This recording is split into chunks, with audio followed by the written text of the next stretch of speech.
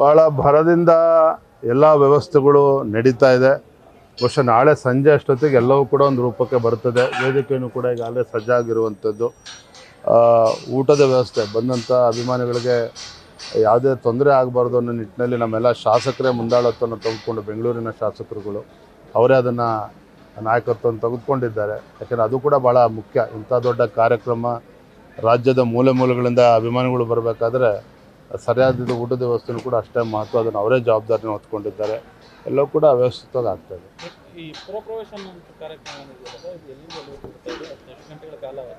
ಇದು 5:15 ಅಂದರೆ ಯಡಿಯೂರಪ್ಪನವರು ಸನ್ಮಾನ್ಯ BS ಯಡಿಯೂರಪ್ಪನವರು ಬೆಂಗಳೂರಿನಿಂದ ಚಿತ್ರದುರ್ಗ ನಗರಕ್ಕೆ 5:05 ತಲುಪ್ತಾರೆ.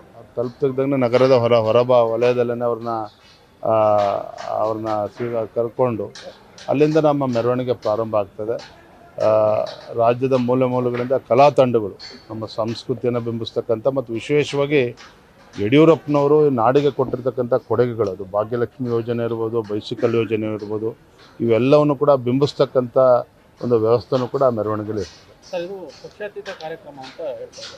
ಈ ಕಾರ್ಯಕ್ರಮಕ್ಕೆ ಬೇರೆ ಪಕ್ಷದ ಗೆಸ್ಟ್ಗಳನ್ನೇನಾದರೂ ಇನ್ವೈಟ್ ಮಾಡೋಂಥ ಇಲ್ಲ, ನಾವಿದನ್ನು ಖಂಡಿತ ಇದು ರಾಜಕೀಯೇತರ ಕಾರ್ಯಕ್ರಮನೇ. ಜಗದ್ಗುರುಗಳು, ಪರಮಪೂಜ್ಯ ಸ್ವಾಮೀಜಿಗಳು ಎಲ್ಲರೂ ಕೂಡ ಬರ್ತಾ ಇದ್ದಾರೆ. ಇದು ರಾಜಕೀಯೇತರವಾಗಿ ಕಾರ್ಯಕ್ರಮನ ಆಯೋಜನೆ ಮಾಡಿರುವಂಥದ್ದು. ನಮ್ಮ ನಿರೀಕ್ಷೆ ಎಲ್ಲ ಪಕ್ಷದ ನಾಯಕರನ್ನು ಕರಿಬೇಕು ಅನ್ನೋ ಅಪೇಕ್ಷೆ ನಮ್ಮದಿತ್ತು. ಆದರೂ ಕೂಡ ಸಮಯದ ಅಭಾವ.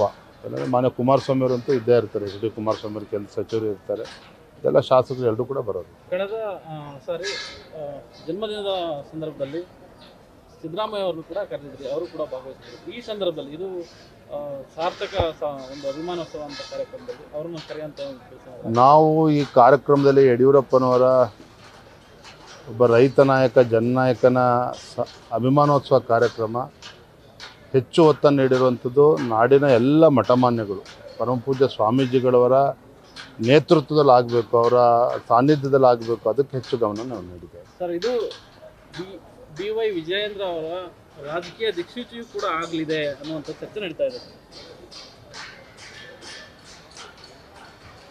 ನೋಡಿ, ಯಡಿಯೂರಪ್ಪನವರು ಅಂತ ಹೇಳಿದ್ರೆ ಒಬ್ಬ ಹೋರಾಟಗಾರರು.